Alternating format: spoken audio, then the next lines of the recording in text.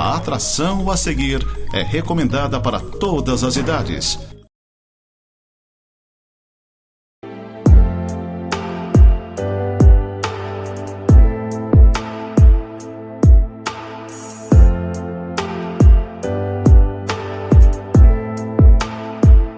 Olá, tudo bem? Que a graça do Senhor Jesus esteja com você. Tem sido um privilégio poder levar até você sempre uma palavra de reflexão neste programa Momento de Santidade. Eu quero deixar aqui registrada a minha gratidão ao pastor Telmo Martinello, que tem sido meu discipulador, que tem sido meu incentivador e aquele que tem despertado em mim sentimentos nobres e o sentimento de continuar servindo a Deus de maneira sempre melhor, né? Com toda alegria. Quero deixar aqui o registro de minha gratidão ao pastor Carlos Eduardo, da Igreja Nazarena em Itatiba. Tem sido um baita de um companheiro, alguém que tem me ajudado a pensar e refletir. Ao pastor Costa Neto também, quero deixar aqui o meu registro de gratidão e de alegria. E dizer que eu tenho passado por um tempo diferente, um momento novo. Eu tenho compartilhado com vocês aqui acerca de algo que Deus tem plantado no meu coração. Eu coloquei essas palavras todas, eu registrei elas num caderno e eu tenho trabalhado isso com a igreja e tenho repartido com vocês domingo após domingo e tenho repartido aqui em todos os programas que nós temos veiculado pelo Momento de Santidade. Algumas ênfases ou que fazem parte da visão que nós temos trazido à Casa do Pai, a Igreja do Nazareno em Lages. A quinta visão é que nós queremos que a Casa do Pai seja um lugar onde os lares e as famílias são tratadas como prioridade, onde os lares e as famílias sejam tratadas como prioridade. Por que tratar os lares e famílias como prioridade? Eu quero te dar 3 motivos para você pensar, para você refletir, e eu diria que toda igreja que se preze, toda igreja que seja uma igreja cristã, genuinamente cristã, ela deveria ter esses fundamentos também. O primeiro motivo por que trabalhar com lares e famílias, ou tê-las como prioridade, é porque Deus é o Criador da família. Esse é o primeiro motivo, o primeiro e o principal, porque Deus é o Criador da família. Deus foi quem instituiu e constituiu a primeira família. No livro de Gênesis, capítulo 2, verso 24, está escrito: "E eis que deixará o homem", presta atenção, "deixará o homem, seu pai e mãe, e se unirá à sua esposa, tornando-se os dois uma só carne." Então Deus estabeleceu isso, né? A constituição da primeira família, né? Uma união que seja monogâmica, uma união que seja heterossexual e uma união que seja monossomática, um só corpo, né? Um só companheiro ou companheira, né? E um casamento heterossexual. O ish para complementar, ishá, o côncavo para complementar o convexo, para ser bem bíblico e exato naquilo que Deus estabeleceu. Não há como falar diferente para nós cristãos. Eis que deixará o homem, pai e mãe, deixará geograficamente, deixará financeiramente, materialmente, deixará emocionalmente e sairá da casa onde foi criado, onde foi educado, onde foi influenciado, para constituir uma família. Somente um homem e uma mulher e sua prole, de acordo com o ensinamento bíblico, é que podem ser chamados de família. Eu estou falando aqui em parâmetros cristãos, em parâmetros bíblicos, não em parâmetros sociológicos, não em parâmetros políticos ou em parâmetros ideológicos. Cada um segue a corrente que quiser seguir. Eu estou falando aqui em princípios e valores cristãos. Nós cristãos nos pautamos e nos guiamos, nos orientamos por aquilo que a Bíblia Sagrada ensina e não há como nós pensarmos diferente. Então Deus, ele instituiu a primeira família, ele constituiu a primeira família. O Senhor Jesus, em seu ensino no Evangelho de Marcos, capítulo 10, dos versos 6 até 9, ele ratificou esse ensino. Deus instituiu, o Senhor Jesus, um com o Pai, falou a mesma coisa, que o homem deixaria seu pai e sua mãe, se uniria a sua esposa e os dois se tornariam uma só carne. E o apóstolo Paulo, em Efésios capítulo 5, no verso 31, ele corroborou esse ensino. Então Deus estabeleceu, Jesus ratificou e o apóstolo Paulo corroborou, dizendo a mesma coisa, que o homem deixaria seu pai e sua mãe e se uniria a sua esposa, tornando-se uma só carne. Então eu quero deixar frisado aqui que o casamento não é uma invenção do Estado, ele não é uma invenção do governo, mas o casamento ou a família é uma instituição santa, uma instituição de Deus, antes do pecado, antes da queda, antes de que o homem tivesse a influência do pecado, Deus já havia instituído e consagrado a primeira família. Então, o que é importante para Deus precisa ser importante para nós. Se como igreja nós queremos ressaltar o que é importante para Deus, então nós precisamos ressaltar a importância da família, a importância do casamento. Por que priorizar lares e família? Porque é importante para Deus. Então nós fazemos isso e vamos fazer isso. A família, presta atenção, a família vem antes do dinheiro. A família vem antes do trabalho. A família vem antes do lazer. Tem gente que confunde as coisas. A família vem antes do trabalho, a família vem antes do dinheiro, a família vem antes do lazer, a família vem antes disso tudo. Se nós quisermos entender o coração de Deus, nós precisamos entender o valor que Ele confere à família. Então, por que nós da casa do Pai vamos incentivar isso e vamos priorizar isso? Porque é importante para Deus, é importante para o Senhor, porque foi o Senhor quem instituiu a família. Segunda coisa, por que priorizar lares e famílias? Porque a família está dentro da nossa escala de valores. Então, primeiro, porque Deus criou, porque Deus instituiu a família. Segundo, porque a família está dentro da nossa, como cristãos, da nossa escala de valores. Em muitas casas, em muitos lares, em muitas igrejas, em muitos locais, as pessoas têm uma verdadeira desordem com relação a essa questão, a questão familiar. Eles estão em desordem praticamente com tudo, não é? Não fazem ideia do que as Escrituras ensinam sobre a questão da família e sobre a questão de prioridades. Então, eu vou ajudar você a pensar e a refletir um pouquinho. Para nós cristãos, para nós igreja cristã, Deus em primeiro lugar. Deus vem antes de tudo. Deus acima de tudo. E eu quero repetir, Deus acima de tudo. Deus é a nossa prioridade. Quando o Senhor Jesus foi questionado por um escriba, ou estava trabalhando com um escriba, falando sobre aquilo que realmente é importante, aquilo que é prioridade, Jesus lhe perguntou qual é o principal de todos os mandamentos. E ele disse, olha, ouve, ó Israel, o Senhor Deus é o único Senhor. E ele disse, amarás, portanto, ao Senhor teu Deus de todo o teu coração, de toda a tua alma, de todo o teu entendimento, de toda a tua força. E nós poderíamos acrescentar de toda a nossa compreensão. De tudo aquilo que nós temos, o Senhor precisa ser amado antes de tudo. Então não há nada vezes nada que seja mais importante do que Deus na nossa vida. E quando eu falo de Deus, estou logicamente falando da Trindade, Deus Pai, Deus Filho e Deus Espírito Santo. Não há nada, nenhum valor, nada absolutamente que seja mais importante do que o nosso Deus.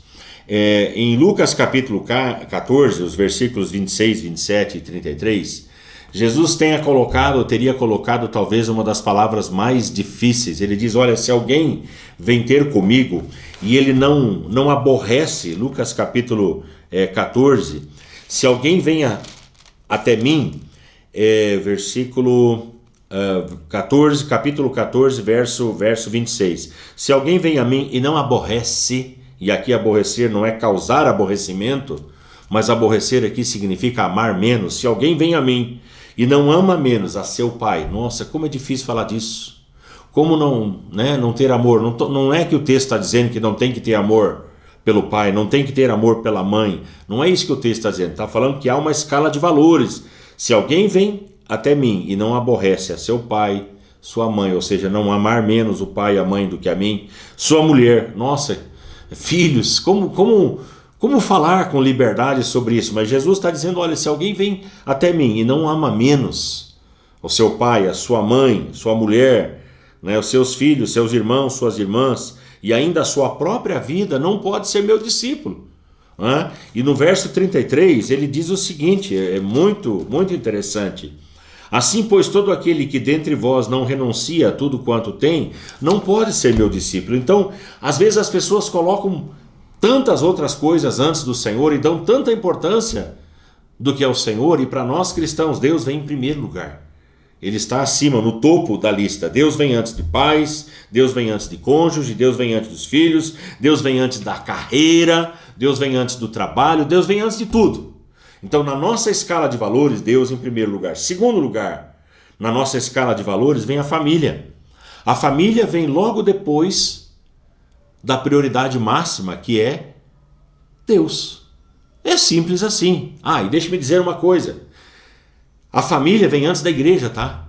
Tem gente que confunde as coisas e vive dentro da igreja, intocado dentro da igreja, se mata pela igreja, mas abandona a família, deixa a família de lado, não prioriza a família, e para nós a família é a nossa segunda prioridade. Deus em primeiro lugar, a família em segundo lugar. Por quê? Porque a família surgiu antes da igreja, simples assim. Então a família vem antes. O apóstolo Paulo, em 1 Timóteo capítulo 5, no verso 8, ele diz o seguinte: ora, se alguém não tem cuidado dos seus, e especialmente dos de sua própria casa, e deixe-me falar uma coisa aqui, casa é oikos, tá?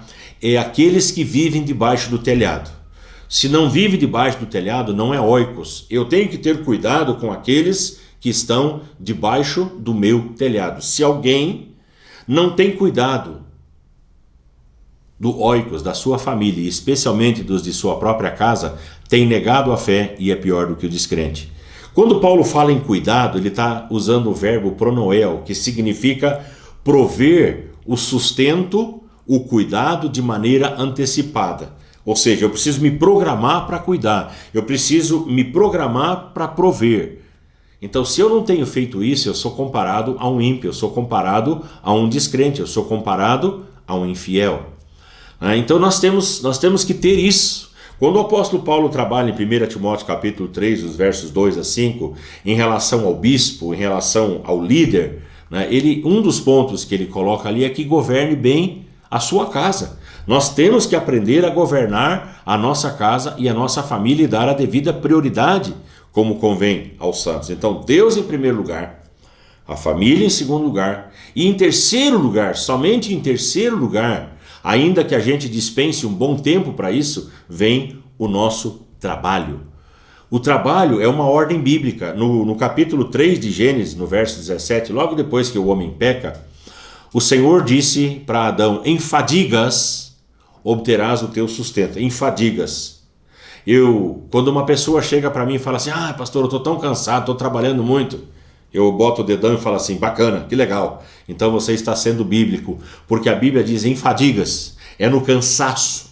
É em cansar que nós vamos trazer o sustento para dentro de casa, que nós vamos sustentar a nossa família, dar vazão aos nossos sonhos e aos nossos projetos. Então é com fadigas, é com cansaço, é com labuta. Isso é bíblico, isso é ordem, isso é mandamento. E no capítulo 3, verso 19, o Senhor disse assim: no suor do teu rosto comerás o teu pão. Então é com fadiga e com suor.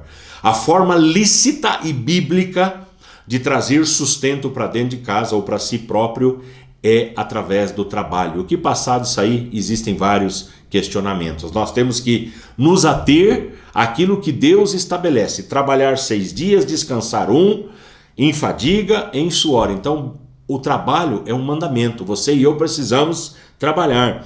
O apóstolo Paulo, no capítulo 4 de Efésios, no verso 28, ele diz: olha, vocês precisam trabalhar com as próprias mãos para que vocês tenham para si e possam ter como acudir às necessidades dos santos, às necessidades dos outros. Então o nosso trabalho, além de trazer a provisão, ele tem, vamos dizer assim, esse detalhe de nós termos a participação social, de nós cuidarmos das pessoas que estão em nosso entorno, estão à nossa volta. Na segunda carta aos Tessalonicenses, capítulo 3, no verso 10, do verso 10 ao 12, Paulo diz que nós deveríamos notar aqueles que andam desordenadamente, ou seja, aqueles que não trabalham. Daí Paulo fala assim: tá bom, não quer trabalhar, então não coma. Por quê? Porque tem gente preguiçosa, tem gente ociosa, tem gente descansada, tem gente que quer viver às custas dos outros, e isso não é bíblico, isso aí é errado, é pecado, é algo que a Bíblia não aceita, que não tolera. Então Paulo fala, tá bom, não quer trabalhar, então não coma. Né? Agora, se você quiser honrar a Deus, vai trabalhar, vai trazer o sustento. Então, trabalhar é um mandamento da palavra. Agora, deixa-me fazer um alerta aqui para você. Não seja um workaholic, não seja um viciado em trabalho. Você precisa cuidar para não extrapolar. Né? Quando eu preguei para os homens de honra esses dias, eu disse isso, que nós precisamos de uma cama. Né? Quando o profeta Eliseu passava por Sunem, a sunamita disse, olha, vamos fazer para esse homem. Vamos fazer um quartinho para ele, vamos colocar uma cama, vamos colocar uma mesa, uma cadeira e um candeeiro. E quando ela fala em cama, ela está pensando no descanso. Nós precisamos descansar, nós precisamos do devido descanso para o corpo, mas o descanso só é legítimo depois do trabalho. Depois que tivermos nos afadigado, que tivermos suado bastante, então o descanso ele é digno. Há mandamento para a gente descansar. Jesus ele disse, olha, aos discípulos, já que vocês trabalharam tanto, vinde repousar num lugar deserto um pouquinho à parte, porque eles não tinham tempo nem para comer, visto serem tantos os que iam e vinham, eles tinham que cuidar e atender muita gente. Jesus viu o cansaço e falou, vamos descansar? Então não é pecado descansar, não é pecado. Agora, o pecado é o descanso demais. E o pecado também é quando a pessoa só trabalha e ainda leva trabalho para dentro de casa e trabalhou o dia inteiro e ainda leva para dentro de casa. E isso é errado. Então ser viciado em trabalho é um problema. Acaba estragando a família, os filhos ficam privados de pai, de mãe. Então sim, trabalhar e trabalhar com responsabilidade dentro da nossa escala de valores, mas não ao ponto de nos tornarmos escravos desse trabalho, não ao ponto de esse trabalho sugar a nossa vitalidade, a nossa energia, para que depois passemos a nossa velhice tentando consertar aquilo que nós fizemos de errado a vida inteira. Então tudo na vida é uma questão de dosagem, é uma questão de equilíbrio, trabalhar e descansar. Entende o que eu estou falando? Que bom, bacana. Então, por que trabalhar, por que priorizar com famílias? Porque está dentro da nossa escala de valores. A família é importante, ela vem em segundo lugar, o trabalho vem em terceiro lugar. Por que trabalhar e por que priorizar as famílias? Por quê? Porque o inimigo, em terceiro lugar, ele está interessado na destruição. É só você prestar atenção quanto tempo o inimigo passa tentando destruir uma família. Quanto tempo com os valores, com os conceitos. É só você olhar o que o inimigo tenta fazer com as famílias. Olha o que nós temos de propostas. A indecência, a imoralidade que muitas vezes nós vivemos, conceitos errôneos. E eu quero frisar aqui, cada um tem a sua liberdade de escolha. Eu quero dizer de novo, cada um tem a sua liberdade de escolha. Você tem direito de escolher, você tem direito à sua opinião, você tem direito a pronunciar o que você quiser pronunciar. Mas nós, como cristãos, nós voltamos a dizer o que é uma família. Família é um homem e uma mulher e sua prole. Isso é família. E o inimigo, ele tenta colocar conceitos, especialmente como eu trabalhei no último programa, nas nossas crianças, tentando bagunçar a cabeça das crianças e talvez sugerir que exista a possibilidade de um modelo diferenciado de família, de casamento, e a criança fica toda confusa. Então nós como igreja, nós temos que acentuar, nós temos que priorizar esse ensino desde pequeno, na cabeça e nos corações das nossas crianças, e não venha com essa conversa mole, essa conversa fiada de que nós estamos fazendo lavagem cerebral. Nós estamos estudando a Bíblia e pregando a Bíblia. Lavagem cerebral é o que estão tentando fazer nas universidades com os nossos jovens, bagunçando a cabeça deles, não é? Enfiando conceitos errados, conceitos errôneos. Então você tem direito a opinar, a pregar, a ensinar o que você quiser, desde que nós cristãos tenhamos a nossa liberdade de pregar, de ensinar e de pautar a nossa vida por aquilo que a Bíblia ensina. Então o inimigo, ele tem investido contra o casamento, ele tem investido contra a família. Por quê? Porque a família tem origem divina, ela tem origem em Deus. Não é? E o inimigo quer destruir tudo aquilo que tem origem em Deus. Então, de maneira implacável, tenta inverter os valores, a perversão da sexualidade, dizendo que cada um escolhe o jeito que quer viver na sua sexualidade. E para nós cristãos nós temos regras. O sexo é uma bênção, foi criado por Deus? Sim, com toda certeza, para ser desfrutado entre um homem e uma mulher dentro do casamento. O que for antes disso, a Bíblia trata como fornicação, ela trata como perversão sexual. O sexo praticado fora do casamento é adultério. Então assim, nós temos conceitos e nós pautamos a nossa vida por esses ensinos da Bíblia Sagrada. A imoralidade, a pornografia, a rebelião dos filhos, tudo isso é coisa que o inimigo tem tentado semear. Hoje o filho desrespeita o pai, desrespeita a mãe, e a Bíblia diz que tem que honrar pai e mãe. O filho manda a mãe calar a boca, manda o pai para aquele lugar, e isso acontece muito. E nós vamos ensinar o quê? Nós vamos ensinar os nossos jovens a respeitar, a honrar pai e mãe, a se submeter à sua autoridade, a permanecer submisso àquilo que o pai, àquilo que a mãe ensina. Eu sei que muita gente não gosta de ouvir isso, eu sei disso, mas nós, Casa do Pai, nós vamos continuar ensinando, pregando aquilo que a Bíblia ensina, e é isso que eu vou tentar passar para vocês. As drogas são um problema seríssimo no nosso contexto, né?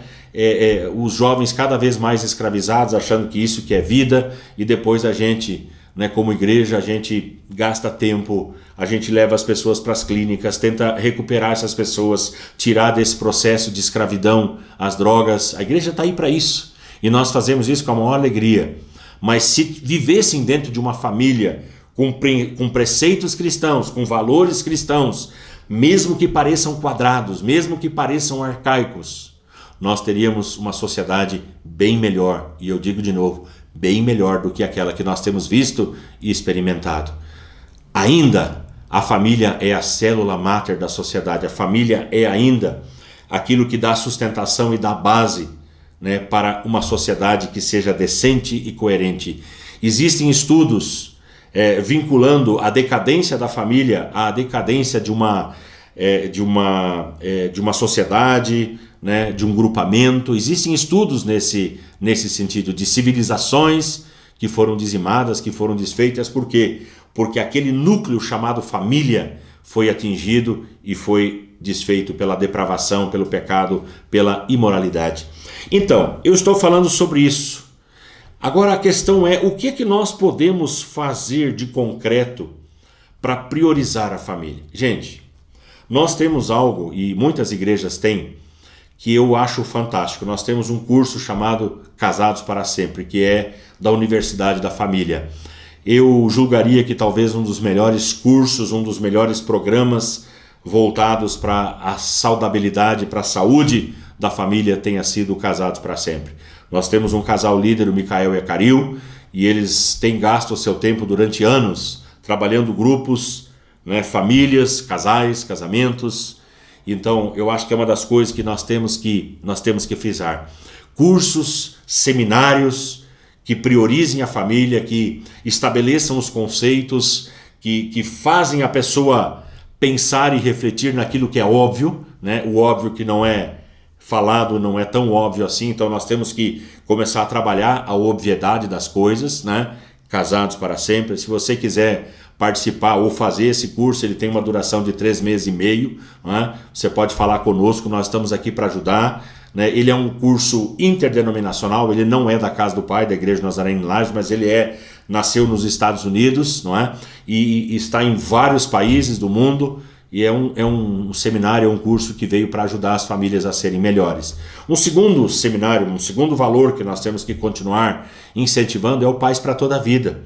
Na igreja que eu pastoreio, apenas a Liz e eu temos a credencial para poder trabalhar esse curso, e é um curso fantástico, porque ele trabalha a família, ele trabalha o casal, e ele trabalha o casal com os filhos. E depois, além da reunião, trabalha em casa, em separado. Então os pais precisam aprender a conversar com os filhos de alguma maneira. E eu sempre digo que tudo se resolve com uma boa conversa. Tudo se resolve ao redor de uma boa mesa. Então, Casados para Sempre, Pais para Toda a Vida. Terceira coisa, aprender a resolver os conflitos, gente. Pelo amor de Deus, isso é uma coisa básica. Nós temos que aprender a resolver os conflitos dentro de casa. Eu vou para casa da mãe, eu estou indo embora, estou largando tudo. Não, Nós temos que aprender a conversar e resolver as nossas diferenças dentro de casa.